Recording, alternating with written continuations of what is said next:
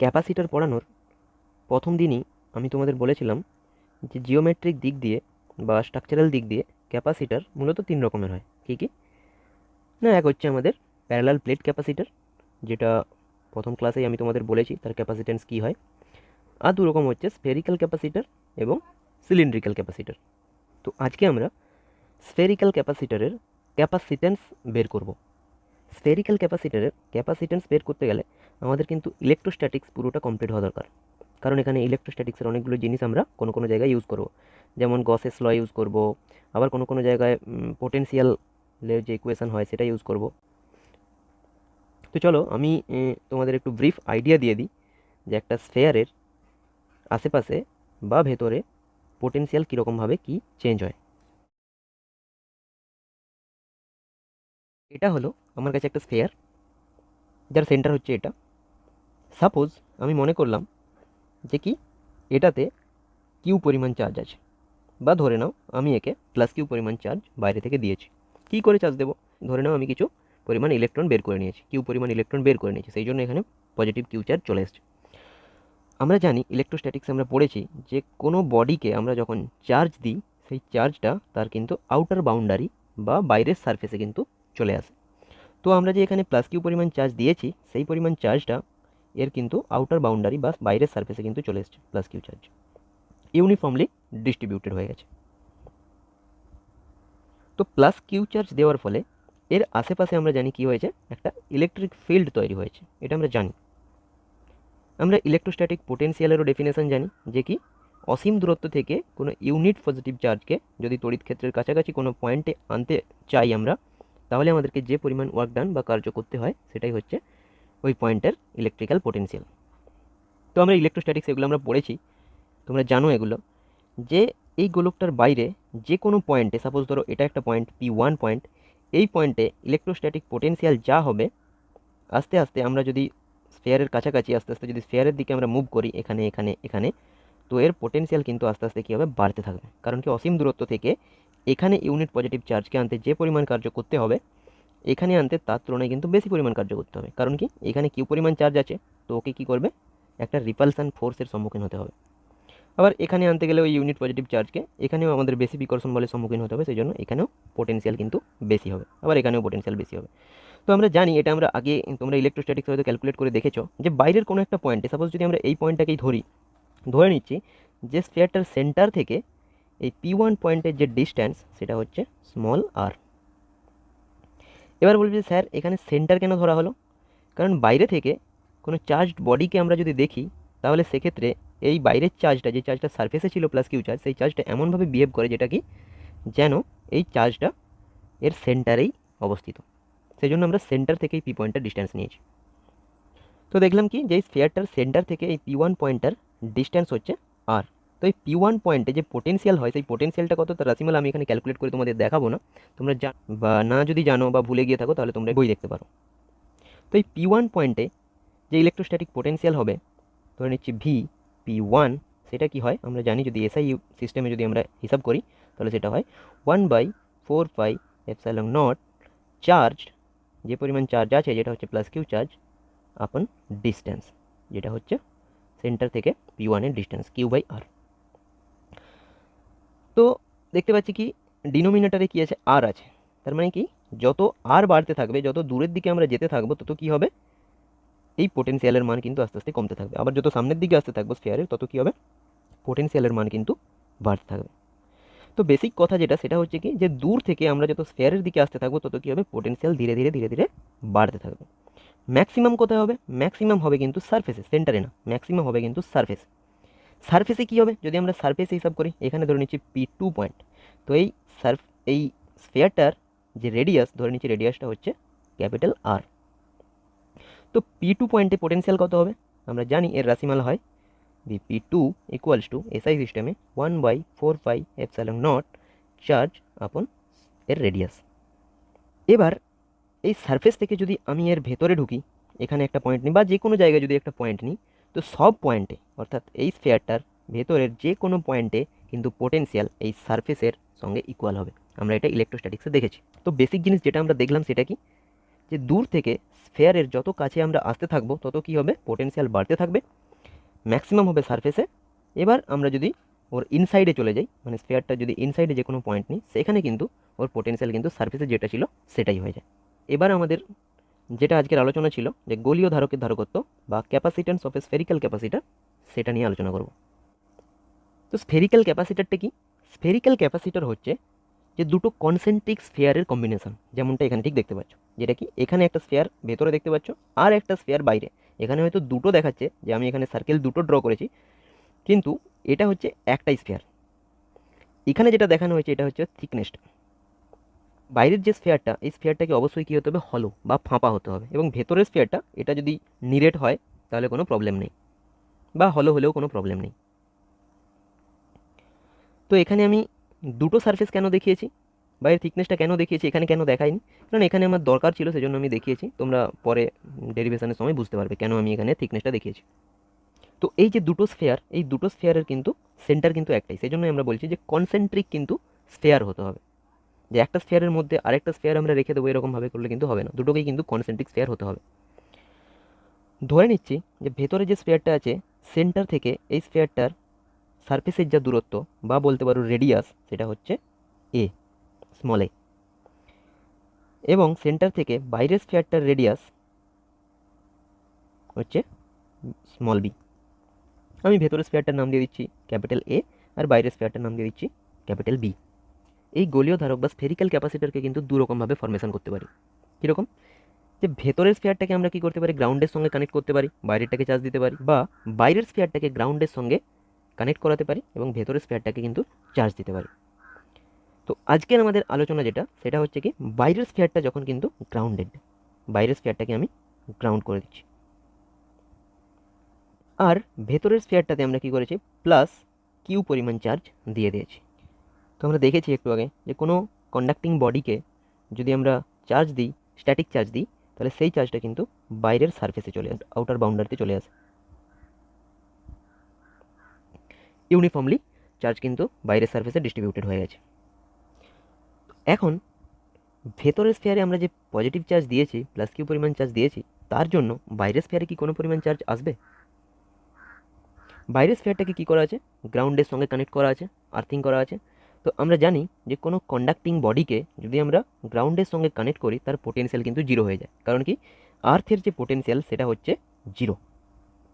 তো সেই জন্য এটাকে যেহেতু আমরা বাইরের স্ফেয়ারটাকে যেহেতু আমরা আর্থিং করে দিয়েছি, সেই জন্য বাইরের স্ফেয়ারটার কিন্তু যে পোটেনশিয়াল সেটা কিন্তু জিরো হয়ে যাবে। তো ভিবি ইকুয়ালস টু জিরো হবে। যেমনটা বলেছিলাম যে ভেতরের স্ফেয়ারে পজিটিভ চার্জ দেওয়ার ফলে বাইরের স্ফেয়ারে কি কোনো চার্জ আসবে, আমরা জানি না।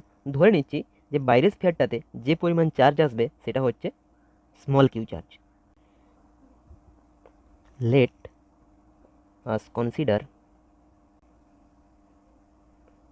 Charge at B equals to small Q. আমরা এখন ভুলে যাই যে এটাকে গ্রাউন্ডের সঙ্গে কানেক্ট করা আছে বা এর পোটেনশিয়াল জিরো। আমরা দেখব যে ভেতরের স্ফেয়ারটাতে প্লাস কিউ চার্জের জন্য বি স্ফেয়ারটাতে কী পোটেনশিয়াল হয়। আবার আমরা যেহেতু ধরেই নিয়েছি যে বি স্ফেয়ারটাতে কিউ পরিমাণ চার্জ আছে, তো এই কিউ চার্জের জন্য বি স্ফেয়ারটাতে কী পরিমাণ পোটেনশিয়াল হয়। দেখো প্রথমে দেখি যে বি স্ফেয়ারটাতে কী পরিমাণ চার্জ আছে, ধরে নিয়েছি প্লাস স্মল কিউ পরিমাণ চার্জ আছে। তো এই প্লাস স্মল কিউ পরিমাণ চার্জের জন্য তো বি স্ফেয়ারটার একটা কী হবে, পোটেনশিয়াল হবে। তো সেই পোটেনশিয়ালটা আমরা জানি যে কোনো চার্জ বডির সারফেসে যে পোটেনশিয়ালটা হয় সেটা কি হয়, যে V B due to A equals to 1/4πε0 Q divided by B. কারণ কিউ পরিমাণ চার্জ আছে বি স্ফেয়ারটাতে, আর আমরা বি স্ফেয়ারের জন্যই কিন্তু বি স্ফেয়ারের যে কোনো পয়েন্টে আমরা পোটেনশিয়াল ক্যালকুলেট করছি। তো চার্জ বি স্ফেয়ারে কী পরিমাণ চার্জ আছে, আর বি স্ফেয়ারের যা রেডিয়াস সেটা হচ্ছে বি। এবার দেখব যে ভেতরের যে স্ফেয়ারটা এ স্ফেয়ার, এই এ স্ফেয়ারের জন্য বি স্ফেয়ারের কত পোটেনশিয়াল হবে। কারণ দেখো বি স্ফেয়ারের যদি তুমি যে কোনো একটা পয়েন্ট নাও, সেই পয়েন্টে কী হবে, এ স্ফেয়ারের জন্য কি বাইরের কোনো একটা বিন্দু। তো বাইরের যে কোনো বিন্দুতে পোটেনশিয়াল কত হয় সেটা আমি তোমাদের একটু আগে দেখিয়েছি, যে potential at B due to A, এটা বি হবে। কারণ কি, potential at B due to B, B স্ফেয়ারের জন্যই আমরা এর পোটেনশিয়ালটা হিসাব করেছি। এবার আমরা কি করছি, বি স্ফেয়ারের পোটেনশিয়াল এ স্ফেয়ারের জন্য আমরা হিসাব করবো, এ স্ফেয়ারে যে চার্জ আছে তার জন্য হিসাব করবো। তো আমরা জানি যে এটা কি হয় 1/4πε0 চার্জ, ওই বডিটাতে যে পরিমাণ চার্জ আছে সেটা হচ্ছে কিউ পরিমাণ প্লাস কিউ পরিমাণ চার্জ, আর বাইরের পয়েন্টটার ডিস্টেন্স, বাইরের যে কোনো পয়েন্ট যদি নাও তার ডিস্টেন্স কিন্তু হবে সেন্টার থেকে বি। আর আমরা সেন্টার থেকে কেন হিসাব করি সেটা কিন্তু আমি তোমাদের বলেছি, যে কোনো চার্জ যখন আমরা কোনো বডিতে দিই বাইরে থেকে দেখলে সেই চার্জটা সেন্টারে আছে এরকম বিহেভ করে, তো সেই জন্য আমরা সেন্টার থেকে ডিস্টেন্সটা নিয়েছি।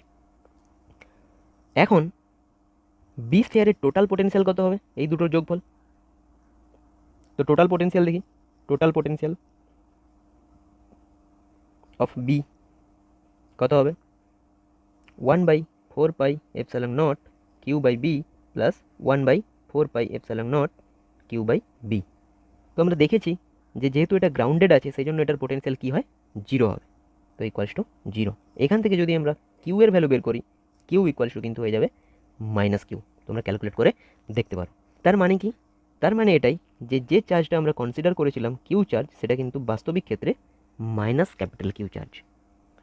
এই capital Q charge, negative charge কী করে এলো না, গ্রাউন্ড কী করেছে, পোটেনশিয়াল 0 করার জন্য এখানে ইলেকট্রন পাঠিয়েছে, মাইনাস কিউ পরিমাণ ইলেকট্রন পাঠিয়েছে। তো এবার কোশ্চেন যেটা আসছে যে মাইনাস কিউ চার্জটা সেটা বাইরের সারফেসে থাকবে, এখানে থাকবে, না ভেতরের সারফেসে থাকবে? তোমরা সাধারণভাবে ভাবতে পারো যে ভেতরে যেহেতু পজিটিভ চার্জ আছে, বাইরে যেহেতু নেগেটিভ চার্জ আছে, ইকুয়াল অ্যান্ড অপোজিট, তো তারা কী করবে, পরস্পরকে আকর্ষণ করবে, সেই আকর্ষণের জন্য নেগেটিভ কিউ চার্জ কিন্তু ভেতরের সারফেসে চলে আসবে, এরকমভাবেও তোমরা ভাবতে পারো। এছাড়া আমরা যদি গস ল দিয়ে দেখতে চাই, ধরে নিচ্ছি যে বাইরের যে হলোস্ফিয়ারটা, এই হলোস্ফিয়ারের মেটেরিয়ালের মধ্যে গসিয়ান সারফেস আমরা অ্যাজিউম করছি, একটা গসিয়ান সারফেস আমরা অ্যাজিউম করছি মেটেরিয়ালের মধ্যে, কিন্তু এর থিকনেস তো কিছু না কিছু একটা হবেই, যতই পাতলা হোক না কেন থিকনেস তো কিছু না কিছু একটা হবেই। তো গস লর যে সূত্র ছিল সেটাতে আমরা দেখেছি কি, যে integration of E dot DS equals to charge inside Q inside divided by epsilon naught. যদি এটা বায়ু মাধ্যমে হয় তো এপসাইলন নট হচ্ছে বায়ু মাধ্যমে তড়িৎ ভেদ্যতা। তো আমরা এখানে ধরেও নিয়েছি যে এখানে যে মিডিয়ামটা আছে আশেপাশে বা দুটো স্ফিয়ারের মধ্যে যে মিডিয়ামটা আছে এটা কিন্তু বায়ু মাধ্যম। আমরা পড়েছি যে কোনো কন্ডাক্টিং বডির মধ্য দিয়ে কিন্তু ইলেকট্রিক ফিল্ড পাস করতে পারে না, ইলেকট্রিক ফিল্ড লাইন কিন্তু পাস করতে পারে না। তার মানে আমরা যে গসিয়ান সারফেসটা এখানে ক্রিয়েট করেছি, এই গসিয়ান সারফেসটা কি আছে, বি স্ফিয়ারটার মেটেরিয়ালের মধ্যে আছে, পদার্থের ভেতরেই আছে। তো ইলেকট্রিক ফিল্ড যেদিকেই থাক না কেন, ইলেকট্রিক ফিল্ড কিন্তু এই গসিয়ান সারফেস কিন্তু ক্রস করতে পারবে না। তো ক্রস করতে না পারলে এখানে কী হবে, ইলেকট্রিক ফিল্ড 0 হবে। তো এটা যদি 0 হয়ে যায়, 0 সমান আমরা কী পেলাম, Q inside divided by epsilon naught. অর্থাৎ কি, Q inside equals to 0। Q inside মানে কি, যে গসিয়ান সারফেসটার মধ্যের কথা বলা হচ্ছে, গসিয়ান সারফেসটার ভেতরের কথা বলা হচ্ছে। তো এর ভেতরে কি বেরিয়ে এলো, যে কিউ ইনসাইড অর্থাৎ ভেতরে কিন্তু চার্জ 0 হতে হবে, কিন্তু ভেতরে তো প্লাস কিউ চার্জ আছে। তো প্লাস কিউ চার্জকে নিউট্রাল অর্থাৎ 0 করতে হলে কি করতে হবে, এই গসিয়ান সারফেসের ভিতরে মাইনাস কিউ চার্জ আনতে হবে। অর্থাৎ এই বাইরে যে মাইনাস কিউ চার্জটা আমরা দেখিয়েছিলাম, সেই মাইনাস কিউ চার্জটা কোথায় থাকবে, ভেতরের সারফেসে থাকবে। তো এখানে মাইনাস কিউ চার্জ চলে আসবে, এরকম ইউনিফর্মলি ডিস্ট্রিবিউটেড হয়ে যাবে। তো তাহলে বাইরের সারফেসে কত চার্জ থাকবে, তো পুরো চার্জটাই তো মাইনাস কিউ চার্জ ছিল, সেই চার্জটাই তো ভেতরের সারফেসে চলে আসছে, মানে বাইরের সারফেসের চার্জটা থাকবে সেটা কিন্তু 0 হয়ে যাবে। তো তাহলে আমরা দেখলাম যে একটা স্ফেরিক্যাল ক্যাপাসিটার যার বাইরের প্লেটটা কী করা ছিল, গ্রাউন্ডেড করা ছিল বা আর্থিং করা ছিল, এবং ভেতরের স্ফিয়ারটাতে আমরা প্লাস কিউ চার্জ দিয়েছি, বাইরের স্ফিয়ারের ভেতরের সারফেসে মাইনাস কিউ চার্জ ইনডিউসড হয়ে গেছে, এরকমভাবে আমরা ভাবতে পারি। এখন আমরা কি করব, এই ক্যাপাসিটারটার ক্যাপাসিট্যান্স বের করব। তো ক্যাপাসিট্যান্স বের করার আগে একটা ইন্টারেস্টিং ব্যাপার দেখো কি, ভেতরের যে স্ফিয়ারটা আছে এই স্ফিয়ারটার কি বাইরের বডিতে কি প্লাস কিউ চার্জ আছে, ভেতরে কোনো চার্জ নেই, তার অর্থাৎ ভেতরে ইলেকট্রিক ফিল্ড কী হবে, 0 হবে। কারণ কি, কারণ এই ফর্মুলাতেই দেখো E dot DS equals to Q inside by epsilon naught. তো আমরা যদি ভেতরে কোনো একটা গসিয়ান সারফেস ক্রিয়েট করি, তো সেই গসিয়ান সারফেসের ভেতরে চার্জ কোথায়, ভেতরে তো কোনো চার্জ নেই, বাইরের সারফেসে চার্জ আছে, তো কিউ 0 হয়ে যাবে। তো সেখান থেকে আমরা পাবো ইলেকট্রিক ফিল্ড ইকুয়ালস টু 0, অর্থাৎ ভেতরে যে স্ফিয়ারটা তার ভেতরে কিন্তু কোনো ইলেকট্রিক ফিল্ড লাইন্স নেই। আবার বাইরে যদি দেখি যে বাইরে যে গোলকটা আছে, বাইরের যে হলোস্ফিয়ারটা আছে তার বাইরে কোনো ইলেকট্রিক ফিল্ড আছে কিনা, তো বাইরেও আমরা এরকম কোনো একটা গসিয়ান সারফেস আমরা বানাতে পারি। তো সেই গসিয়ান সারফেসের একই ফর্মুলা ইউজ করে দেখবো যে কিউ ইনসাইড অর্থাৎ গসিয়ান সারফেসের ভেতরে কোনো চার্জ আছে কিনা। দেখো গসিয়ান সারফেসের ভেতরে কি চার্জ আছে, মাইনাস কিউ চার্জ, এখানে প্লাস কিউ চার্জ, তার মানে টোটাল চার্জ 0। তো এখানে 0 হয়ে গেলে কি হবে, ইলেকট্রিক ফিল্ড 0 হয়ে যাবে। অর্থাৎ আমরা দেখতে পেলাম যে কি, যে স্ফেরিক্যাল ক্যাপাসিটরটার ভেতরে যে স্ফেয়ারটা আছে তার ভেতরেও ইলেকট্রিক ফিল্ড জিরো, এখানেও ইলেকট্রিক ফিল্ড জিরো, আর বাইরে যে স্ফেয়ারটা আছে অর্থাৎ পুরো ক্যাপাসিটরটার বাইরেও কিন্তু ইলেকট্রিক ফিল্ড জিরো। তাহলে ইলেকট্রিক ফিল্ডটা আছে কোথায়? ইলেকট্রিক ফিল্ড আছে কিন্তু ভেতরে, অর্থাৎ দুটো স্ফেয়ারের মধ্যিখানে, পজিটিভ থেকে নেগেটিভ ডিরেকশানে, রেডিয়ালি আউটওয়ার্ড।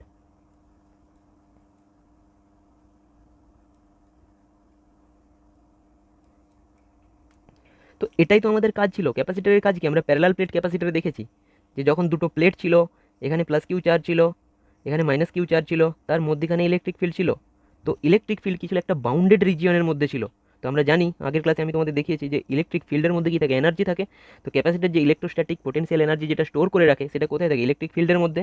তো এখানেও আমরা দেখতে পেলাম যে দুটো স্ফেয়ারের মধ্যেখানে কি হয়েছে? ইলেকট্রিক ফিল্ড তৈরি হয়েছে, অর্থাৎ এখানেই কিন্তু ইলেকট্রোস্ট্যাটিক পোটেনশিয়াল এনার্জিটা স্টোরড হয়ে আছে। তো আমরা এখন এটার কি করব? ক্যাপাসিটেন্স বা ক্যাপাসিটি বের করব। তো ক্যাপাসিটেন্স বের করার যে ফর্মুলা ছিল সেটা কি? যে capacitance C equals to charge divided by potential difference.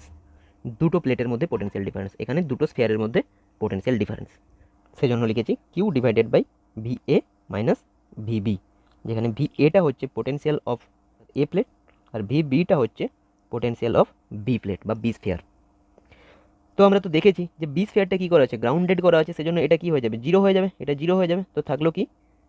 Q divided by V A. আমরা জানি এখানে কি পরিমাণ চার্জ দিয়েছিলাম কিউ, তো আমাদের এখন বের করতে হবে পোটেনশিয়াল অফ এ প্লেট। তো এখানে আমরা সেটাই বের করবো, পোটেনশিয়াল অফ এ। তো দেখো, এ প্লেটের যে পোটেনশিয়াল হবে সেটা কিন্তু দুটো প্লেটের চার্জের জন্য হবে। এ প্লেটের নিজের চার্জ যেটা ছিল, এ প্লেটের নিজের চার্জ, এ প্লেটের নিজের কত চার্জ ছিল? প্লাস কিউ চার্জ ছিল। আর বি প্লেটের যে চার্জ ছিল সেটা কি? Minus Q charge. তো মাইনাস কিউ চার্জের জন্য এ প্লেটে একটা পোটেনশিয়াল হবে, আর এ প্লেটের নিজের চার্জের জন্য কিন্তু এ প্লেটের একটা পোটেনশিয়াল হবে। তো প্রথমে দেখছি তাহলে কি, ভি এ নিজের জন্য, the potential of A due to A নিজের জন্য, plus potential of A due to B, অর্থাৎ বি প্লেটের জন্য এই পোটেনশিয়ালটা, নিজের চার্জের জন্য এই পোটেনশিয়ালটা। তো দেখি তাহলে এ প্লেটের নিজের চার্জের জন্য কি পোটেনশিয়াল হয়। তো দেখো এখানে যে এ প্লেটে কত চার্জ আছে? প্লাস কিউ চার্জ আছে। তো এ প্লেটের উপর আমরা যদি কোনো একটা পয়েন্ট নিই, তো সেই পয়েন্টে পোটেনশিয়াল কত হবে? সারফেসের জন্য, সারফেসের জন্য আমরা দেখেছিলাম যে সারফেসে ম্যাক্সিমাম হয়, তো সেটা কত হবে?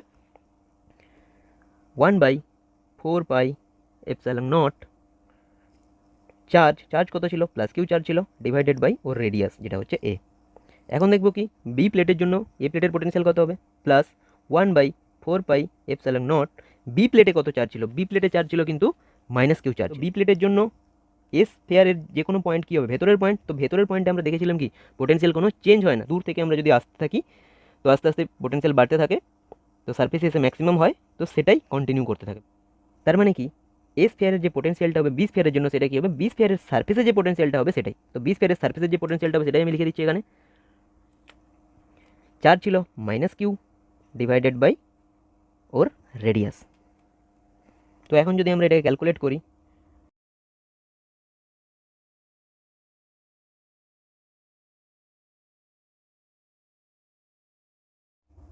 এটাকে আমরা লিখতে পারি Q/4πε0 A B, B minus এ। তো এটাই হলো আমাদের এ স্ফিয়ারের যে কোনো পয়েন্টে পোটেনশিয়াল। তো এখন যদি আমরা ক্যাপাসিটেন্স হিসাব করি সি, সি ইকুয়ালস টু আমরা এখানে বসাতে পারি কিউ, আর এ প্লেটের যে পোটেনশিয়াল ছিল সেটা কি? Q/4πε0 into B minus A divided by A B equals to করতে পারি, কিউ কিউ কেটে যাচ্ছে এখান থেকে, 4πε0 A B divided by B minus A. এটাই হলো আমাদের কোনো স্ফেরিক্যাল ক্যাপাসিটরের ক্যাপাসিটেন্স যখন বাইরের প্লেটটা কিন্তু গ্রাউন্ডেড।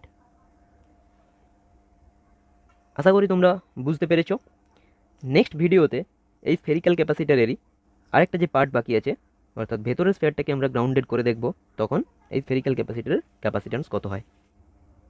ভিডিওর কোনো জায়গায় যদি তোমরা বুঝতে না পারো তাহলে অবশ্যই কমেন্ট বক্সে লিখে জানিও।